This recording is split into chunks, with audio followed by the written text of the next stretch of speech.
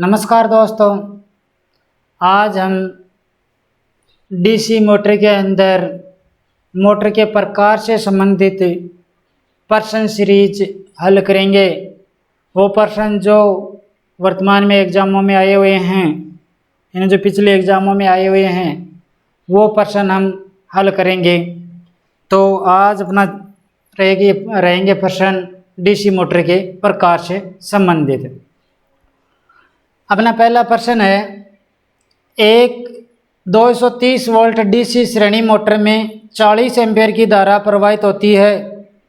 Armature और श्रेणी क्षेत्र वाइंडिंग के प्रतिरोध क्रमशः 0.2 ओम और 0.1 ओम है।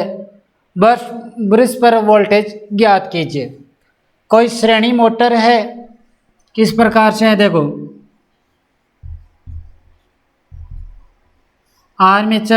आर्मेचर के साथ श्रेणी क्रम में फील्ड वाइंडिंग। अब देखो 230 वोल्ट डीसी, यहाँ पे 230 वोल्ट 40 एम्पीयर मान लो ये धारा ले रही है, 230 वोल्ट से संयोजित है। आर्मेचर प्रतिरोध है 0.2 ओम, यानी इस आर्मेचर का प्रतिरोध है 0.2 ओम। सीरीज फील्ड प्रतिरोध है 0.1 ओम। पूछ रखा है कि यहाँ पर वोल्टेज क्या होगा, यानी इन जो बुर्स लगा रखे हैं इस पर वोल्टता का मान क्या होगा। देखो यहाँ 230 वोल्ट लगा रखे हैं, तो कुछ वोल्ट इसमें खपत हो जाएंगे सीरीज फील्ड में, शेष रहेंगे वो आर्मेचर पर प्राप्त होंगे। तो इस पर खपत होंगे वो वोल्ट क्या होगा। देखो इसमें से प्रवाहित धारा क्या है, 40 एम्पीयर। तो इसके अक्रॉस जो वोल्टेज खपत होंगे वो क्या होगा कि VSE बराबर RSE इंटू ISE, यानी सीरीज फील्ड के अक्रॉस खपत वोल्टेज बराबर सीरीज फील्ड का प्रतिरोध इंटू सीरीज फील्ड में से प्रवाहित धारा। R का मान क्या है 0.1, I का मान क्या है 40, कितना हो गया 4 वोल्ट। तो इसके अंदर खपत वोल्टेज कितना हो गया 4 वोल्ट। 230 लगा रहे, 4 इसमें खपत हो गया, शेष कितना रहेगा, यानी 230 माइनस 4 खपत हो गया, कितना हो गया 226 वोल्ट शेष रहेगा। तो 226। यदि इसमें और भी पूछ ले, मान लो कि इसमें जो प्रेरित वोल्ट है EB, उसका मान क्या होगा, तो उसका मान क्या होगा EB विरोधी विद्युत वाहक बल जो कह सकते हैं वो क्या होगा। तो इस आर्मेचर के अंदर खपत वोल्ट वो घटा दो, बाकी शेष रहेगा वो आ जाएगा, कितना होगा देखो ये भी हल करके ही देख लेते। चलो क्या होगा, देखो इसमें खपत हो रही है 4 वोल्ट, आर्मेचर में कितने खपत होंगे उसे हम VA कहते हैं। VA बराबर RA इंटू I है। R का मान कितना है 0.2, I का मान कितना है 4, कितना हो गया 40, सॉरी I का मान 40, कितना हो गया 8 वोल्ट। तो इसमें खपत होंगे 8, यानी VA में खपत होते हैं 8 वोल्ट। तो EB का मान क्या हो जाएगा, EB बराबर V minus VA plus VS, यानी इन दोनों, यानी 8 4 12, 4 तो इसमें खपत हो रहे 8 इसमें 12, टोटल आपूर्ति वोल्ट में से 12 घटा दो, कितना हो जाएगा, यानी ये तो हो गया 230 माइनस VA का मान कितना है 8 प्लस VSC का मान कितना है 4, 8 4 12, तो कितना हो जाएगा 218 वोल्ट। यदि EB पूछ ले इसमें तो कितना होता 218। अब पूछा क्या है बुरुश पर वोल्टेज, तो बुरुश पर वोल्टेज कितना होगा 226 वोल्ट। तो राइट आंसर क्या हो गया 226 वोल्ट। अगला क्वेश्चन है, एक रेल इंजन का दूषित मोटर का बदलना है, किस प्रकार के मोटर का चयन करोगे। यदि रेल इंजन है, रेलगाड़ी है, उसके अंदर जो मोटर लगाते हैं वो सीरीज मोटर लगाते हैं, डीसी श्रेणी मोटर। तो उसको बदलना है तो कौन सी मोटर प्रयोग करेंगे, डीसी श्रेणी मोटर। तो देखो डीसी ऑप्शन किस में है, डीसी श्रेणी मोटर C, तो C ऑप्शन इसका सही होगा। अगला क्वेश्चन है, एक डीसी श्रेणी मोटर में भार धारा में वृद्धि के परिणाम स्वरूप होती है। यदि डीसी श्रेणी मोटर में भार धारा में वृद्धि करते हैं तो क्या होगा। कोई भी मोटर है उसकी, अब इसमें क्या पूछा है, चाल से संबंधित पूछा है। चाल में कमी होगी या वृद्धि होगी, अच्छी संचरण होगी, पश्च एमएम में वृद्धि होगी। अब देखते हैं क्या होता है। देखो कोई भी डीसी मोटर है तो उसकी पहले तो चाल से चेक कर लेते हैं। चाल में क्या होता है कि मोटर की गति, किसी भी मोटर की गति n समानुपाती ईबी होता है और n समानुपाती 1/5, यानी फ्लक्स के विलोमानुपाती ईबी के समानुपाती होती है मोटर की गति। अब यदि डीसी मोटर में बाहर धारा में वृद्धि करते हैं, मान लो पहले इसमें से धारा प्रवाहित हो रही है, मान लो कि 10 एम्पियर, अब बढ़ाकर 15 एम्पियर कर रहे हैं। तो पहले 10 एम्पियर की धारा प्रवाहित हो रही थी तो फ्लक्स 10 एम्पियर के अनुपातिक फ्लक्स उत्पादित हो रही है। अब धारा बढ़ा दी तो फ्लक्स का मान बढ़ जाएगा, क्योंकि फ्लक्स समानुपाती होगा फील्ड करंट के IF। यदि फील्ड करंट और बाहर धारा एक ही रहेगी तो सीरीज मोटर के अंदर IL बराबर ISC बराबर IA होता है। तो IL का मान बढ़ाएंगे तो ISC का मान बढ़ेगा, यानी फील्ड करंट का मान बढ़ेगा। ISC का मान बढ़ेगा तो फाई का मान बढ़ेगा, फाई का मान बढ़ेगा तो गति घटेगी, तो चाल में कमी हो जाएगी। तो अब देख लो ऑप्शन में, पहला ऑप्शन में मिल गया चाल में कमी हो जाएगी, तो राइट आंसर क्या हो गया, चाल में कमी। ए ऑप्शन इसका सही होगा। अगला क्वेश्चन है, भारित किए जाने पर डीसी मोटर की चाल क्या होगी। यदि मोटर को भारित करेंगे तो फ्लक्स का मान बढ़ेगा, फ्लक्स का मान बढ़ेगा तो गति घटेगी, तो गति घट जाएगी। तो राइट आंसर क्या हो जाएगा, इसमें भी वो वापस गति का ही पूछ लिया, तो गति इसकी घट जाएगी। अगला क्वेश्चन है, कौन से डीसी मोटर को आमतौर पर क्रेन और होइस्ट में के लिए प्राथमिकता दी जाती है, यानी जहाँ उच्च आरंभिक टॉर्क हो, भारी टॉर्क के साथ प्रचलित करना हो वहाँ पर, या इसको इस प्रकार से पूछा है कि लोकोमोटिव को प्रचलित करने के लिए किस प्रकार की मोटर की अनुशंसा की जाती है।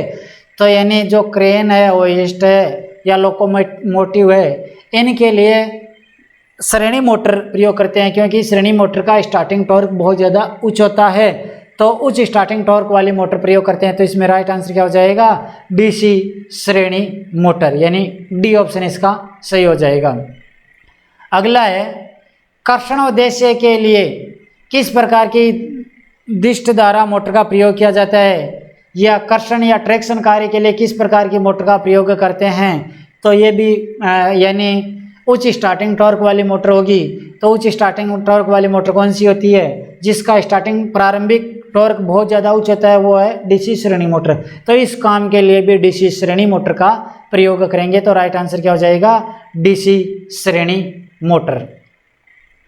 अगला है, डीसी श्रेणी मोटर लोड करंट होता है, यानी डीसी श्रेणी मोटर में लोड करंट होता है, यानी मोटर का बाहर धारा क्या होती है। तो डीसी श्रेणी मोटर के अंदर अभी भी लिख रखा था मैंने, यहाँ पर भी लिख रखा था पहले, कि जो भी लोड करंट है, यहाँ पे जो सप्लाई लगा रहे हैं, मान लो जो भी धारा बह रही है, ये जो धारा होगी IL होगी, ये धारा ISC होगी और ये धारा IA कहलाएगी। जबकि श्रेणी परिपथ एक ये पथ श्रेणी बन रहा है, तो श्रेणी परिपथ में धारा का मान समान होता है, अर्थात IL बराबर IA बराबर ISC, यानी इनका मान समान ही होगा। हम कह रहे हैं कि 10 एम्पियर की धारा बह रही है, तो लोड करंट भी 10 एम्पियर होगी, सीरीज फील्ड करंट का मान भी 10 एम्पियर होगा, आर्मेचर करंट का मान भी 10 एम्पियर ही होगा। तो IL बराबर IA बराबर ISC, तो इसमें क्या है ऑप्शन में, देखो किस में है, ए ऑप्शन में ये IA बराबर ISC, IA बराबर ISC होगा। तो राइट आंसर क्या हो जाएगा, ए, IA बराबर ISC। अगला है, लिफ्ट में किस प्रकार की मोटर का उपयोग किया जाता है। लिफ्ट में ज़्यादातर वही भारी उच्च स्टार्टिंग टॉर्क वाली मोटर प्रयोग करते हैं। तो अब देखो ऑप्शन में देखो, प्रेरण मोटर, श्रेणी motor, shunt motor, compound motor, A और बी दोनों। यानी 3 फेज इंडक्शन मोटर भी काम में लेते हैं लिफ्ट में, तो प्रेरण मोटर भी सही है और श्रेणी मोटर भी सही है, तो दोनों ही है, ए और बी दोनों, यानी प्रेरण व श्रेणी मोटर दोनों ही काम में ले सकते हैं। अगला क्वेश्चन है, किसी डीसी श्रेणी मोटर के सामान्य प्रचलन के दौरान यदि फील्ड वाइंडिंग अचानक खुला परिपथ हो जाती है तो क्या होगा। श्रेणी मोटर के अंदर फील्ड वाइंडिंग में ओपन सर्किट, ये श्रेणी वाइंडिंग श्रेणी मोटर है। इसके अंदर सीरीज फील्ड वाइंडिंग में यदि ओपन सर्किट हो जाए तो परिपथ में से कोई धारा प्रवाहित नहीं होगी, यानी मोटर परिपथ में कोई धारा प्रवाहित नहीं होगी और मोटर प्रचलित नहीं होगी, क्योंकि यहाँ ओपन सर्किट हो गया तो पूरा परिपथ ही ओपन हो गया, तो मोटर प्रचलित नहीं होगी। तो क्या है, बी ऑप्शन सही होगा, मोटर यानी नहीं चलेगी। अगला क्वेश्चन है, श्रेणी मोटर का उपयोग निम्न में से किस में करते हैं। अब देखो श्रेणी मोटर का उपयोग इस ऑप्शन में देखो बाहरी कार्यों के लिए करते हैं, तो आटा चक्की, पंप में भार उत्तोलन या क्रेन में, क्रेन हो गया, तो यानी जिनका स्टार्टिंग टॉर्क ज़्यादा है वहाँ काम में लेते हैं, तो भारी उत्तोलन यंत्र यानी भार उत्तोलन यंत्र या क्रेन में। तो राइट आंसर हो गया इसका, क्रेन में इसका प्रयोग करते हैं। अगला है, डीसी श्रेणी मोटर का प्रारंभिक टॉर्क होता है। डीसी श्रेणी मोटर का स्टार्टिंग टॉर्क बहुत ज़्यादा उच्च होता है, तो स्टार्टिंग टॉर्क उच्च, और गति भी पूछ ले तो बहुत ज़्यादा उच्च होती है। डीसी श्रेणी मोटर की आरंभिक गति बहुत ज़्यादा उच्च होती है, तो इसे बिना बार पर प्रचलित नहीं करना चाहिए। डीसी श्रेणी मोटर को बार पर प्रचलित किया जाता है, तो स्टार्टिंग टॉर्क बहुत ज़्यादा उच्च होता है, तो राइट आंसर क्या हो गया, बी उच्च।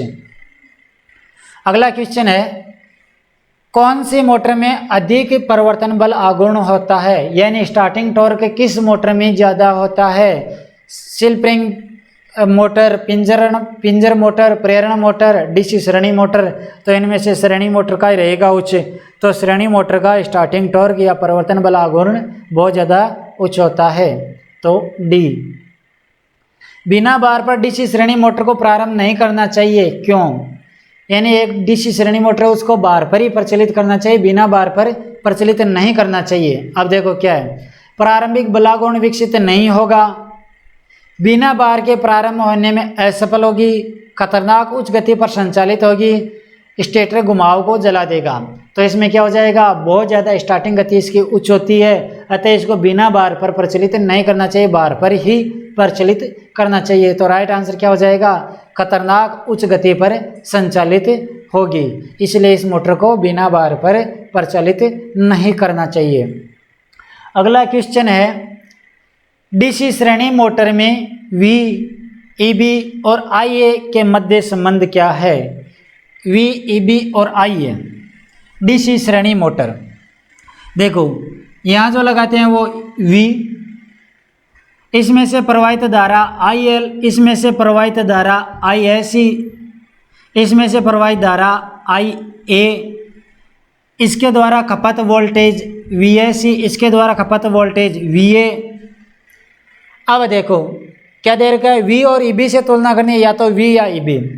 देखो यहाँ जो कुल वोल्टेज लगाते हैं वी, अब इनमें से कुछ वोल्टेज इसमें खपत हो जाते हैं तो उसे कहते हैं वीएसी, कुछ वोल्टेज आर्मेचर में खपत होते हैं उसे वीए, शेष वोल्टेज ईबी के बराबर होता है। तो वी बराबर VAC plus वीए plus EB. VAC बराबर क्या होता है, देखो वी बराबर होता है आर इंटू आई, तो वीएसी बराबर हो जाएगा are A C into I A सी। तो एक तो हो गया वी बराबर R A C into I A C plus V A बराबर होता है R A into I A, तो R A into I A plus A B. एक तो हो गया ये वी से देखे तो, अब देखो A B plus I R A minus, ये भी गलत है, और सी ऑप्शन में ए बी है I A R A C. E B V का देखें तो वी का ई बी प्लस आई ए और आर ए सी। तो अब देखो एक तो बन रहा है ये, अब इसमें देखो एक आई ए बराबर क्या होता है, आई एल बराबर आई ए बराबर आई ए सी, तो यहाँ पे ए भी दे सकते हैं, तो R A C into I A, R A into I A और ई बी, एक तो ये हो गया। अब देख लो इसमें है तो कहीं पे E B plus I A R A और I A R A C, D option में है। ई बी से भी ले सकते हैं इसको, ई बी से हल करेंगे तो क्या हो जाएगा, इसको पक्षांतरण कर लो। यदि ई बी दे रखा हो तो ई बी बराबर क्या होगा, वी माइनस, यह ई बी वी माइनस, पूरे को माइनस करना होगा, R A C into I A plus R A into I A. यदि वी में से ये घटा दे तो भी ये सूत्र ई बी के बराबर होगा। तो ये मिल रहा है अपना, इसमें किस में मिल रहा है, ये डी में मिल रहा है, वी बराबर ई बी यानी E B plus I A into R A और I A into R A सी, यानी डी ऑप्शन इसका सही हो रहा है। तो राइट आंसर क्या हो जाएगा, डी। अगला क्वेश्चन है, डीसी श्रेणी मोटर के घूर्णन की दिशा को टर्मिनल को परस्पर बदलकर किया जा सकता है। डीसी श्रेणी मोटर में घुमाव की दिशा बदलनी है, एम एफ सी यानी मोशन को बदलना है, तो एफ या सी इन दोनों में से किसी एक को बदलना होगा। यानी घुमाव की डायरेक्शन बदलने के लिए या तो फ्लक्स को परिवर्तित करना होगा या धारा प्रवाह की दिशा को परिवर्तित करना होगा। यानी आर्मेचर के संयोजन अंतः परिवर्तित कर सकते हैं या क्षेत्र के संयोजन अंतः परिवर्तित कर सकते हैं। इन दोनों में से किसी एक के अंतः परिवर्तित करके घुमाव की डायरेक्शन को बदला जा सकता है। तो देखो, क्षेत्र को, आर्मेचर को, आपूर्ति को, इनपुट को, या तो ए या बी, यानी क्षेत्र को या आर्मेचर को, इन दोनों में से किसी एक को। तो राइट आंसर क्या हो जाएगा, ई, या तो ए या बी, यानी या तो क्षेत्र को या आर्मेचर को संयोजन को अंतः परिवर्तित करके डायरेक्शन चेंज कर सकते हैं, घुमाव की डायरेक्शन। तो राइट आंसर हो गया ई। अगला है, यदि 230 वोल्ट एसी आपूर्ति से 230 वोल्ट डीसी श्रेणी मोटर संयोजित की जाती है, यानी एक डीसी श्रेणी मोटर है उसको डीसी की अपेक्षा एसी से, यदि 230 वोल्ट एसी आपूर्ति से, हाँ एसी आपूर्ति से संयोजित कर रहे हैं, तो क्या होगा, मोटर तेजी से कंपन करेगी, मोटर नहीं चलेगी, मोटर के घुमाव जल जाएंगे, फ्यूज उड़ जाएगा, मोटर कम दक्षता और अधिक चिनगारी के साथ चलेगी। यदि डीसी श्रेणी मोटर है तो उसको एसी और डीसी दोनों से प्रचलित कर सकते हैं, परंतु एसी से प्रचलित करने के लिए उच्च प्रतिरोधी कार्बन बुर्श प्रयोग किए जाते हैं या इंटरपोल लगाए जाते हैं। तो इसके लिए हम क्या करते हैं कि मोटर प्रचलित तो हो जाएगी परंतु इसकी दक्षता कम हो जाएगी और स्पार्किंग बढ़ जाएगी। तो इसका राइट आंसर क्या हो जाएगा, ई, मोटर कम दक्षता और अधिक स्पार्किंग या चिनगारी के साथ प्रचलित होगी। अगला क्वेश्चन है, श्रेणी मोटर के संबंध में निम्न में से कौन सा कथन सत्य है, यानी इनमें से श्रेणी मोटर के संबंध में कौन सा कथन सत्य है। यह बिना भार के सहजता से चल सकती है, ये बिना भार के सहजता से नहीं चलती है, भार पर ही चलती है, यानी बिना भार पर गति बहुत ज़्यादा हो जाती है।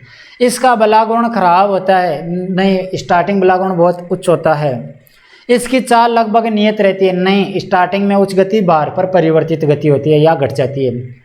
इसकी क्षेत्र वाइंडिंग में कम संख्या में मोटे तार होते हैं, सही है, यानी इसके क्षेत्र वाइंडिंग होती है वो मोटे तार की कम लपेटों वाली होती है। मोटे तार की इसलिए होती है क्योंकि भार धारा इसमें से प्रवाहित होती है, अतः मोटे तार की होती है। कम लपेटे इसलिए रखे जाते हैं क्योंकि ज़्यादा लपेटे होंगे तो इसका जो ड्रॉप वोल्टेज होगा वो बढ़ जाएगा, इसलिए कम लपेटन, ताकि प्रतिरोध कम रहे तो कम लपेटे और मोटे मोटे तार प्रयोग किए जाते हैं। अगला क्वेश्चन है, डीसी श्रेणी मोटर का उपयोग करने के लिए निम्न में से कौन सा अनुप्रयोग सर्वाधिक उपयुक्त है, यानी डीसी मोटर श्रेणी मोटर का उपयोग इनमें से कहाँ कर सकते हैं। ऑप्शन देखो, जहाँ उच्च भार पर उच्च गति की आवश्यकता हो, यानी स्टार्टिंग उच्च गति और भार का मान भी ज़्यादा हो, कर सकते हैं। जहाँ निम्न भार पर उच्च गति की आवश्यकता हो, नहीं। जहाँ निम्न भार पर निम्न गति की आवश्यकता हो, नहीं। जहाँ उच्च भार पर निम्न गति की आवश्यकता हो, नहीं। तो ए ऑप्शन इसका सही होगा कि स्टार्टिंग भार ज़्यादा हो, यानी टॉर्क ज़्यादा की आवश्यकता हो और गति भी उच्च आवश्यक हो, तो वहाँ इस मोटर का प्रयोग करते हैं। अगला क्वेश्चन है, ऐसे अनुप्रयोगों के लिए निम्न में से किस प्रकार के डीसी मोटर की आवश्यकता होती है जिसके लिए उच्च परिवर्तन आघूर्ण की आवश्यकता होती है, यानी स्टार्टिंग में उच्च टॉर्क की आवश्यकता हो तो किस मोटर का प्रयोग करते हैं। तो उच्च स्टार्टिंग टॉर्क के लिए डीसी श्रेणी मोटर का प्रयोग करते हैं। तो राइट आंसर क्या हो जाएगा, डीसी श्रेणी मोटर या श्रेणी, यानी सी ऑप्शन इसका सही हो जाएगा। अगला है, यदि किसी डीसी श्रेणी मोटर के आर्मेचर की धारा 50% कम कर दी जाती है तो उस मोटर का बलागुण हो जाएगा, यानी किसी मोटर का टॉर्क किन किन कारकों पर निर्भर करता है। टॉर्क एक तो आर्मेचर करंट के समानुपाती होता है, टॉर्क समानुपाती आर्मेचर करंट और टॉर्क समानुपाती फाई फ्लक्स। अब क्या कह रहा है कि डीसी मोटर में आर्मेचर धारा 50% कम कर दी जाए।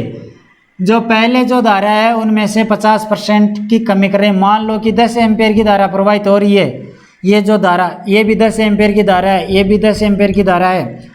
अब इसे घटाकर आधी कर दी जा रही है। मान लो कि इसमें 5 एम्पेयर की धारा, तो इस फील्ड में से प्रवाहित धारा भी 5 एम्पेयर होगी, आर्मेचर में से प्रवाहित धारा भी 5 एम्पेयर होगी। धारा आधी हो गई है, तो धारा आधी हो गई है तो आर्मेचर धारा का मान आधा 1/2 हो गया, तो टॉर्क भी 1/2 हो जाएगा। साथ में देखो फील्ड करंट का मान भी आधा हो रहा है, तो फील्ड करंट का मान आधा हो रहा है तो फ्लक्स का मान भी आधा होगा, क्योंकि फाई समानुपाती ISC या फील्ड करंट आधी हो रही है तो फ्लक्स का मान आधा हो जाएगा। तो कुल मिलाकर टॉर्क क्या हो जाएगा, यानी टॉर्क क्या होता है, टॉर्क समानुपाती I1 का स्क्वायर।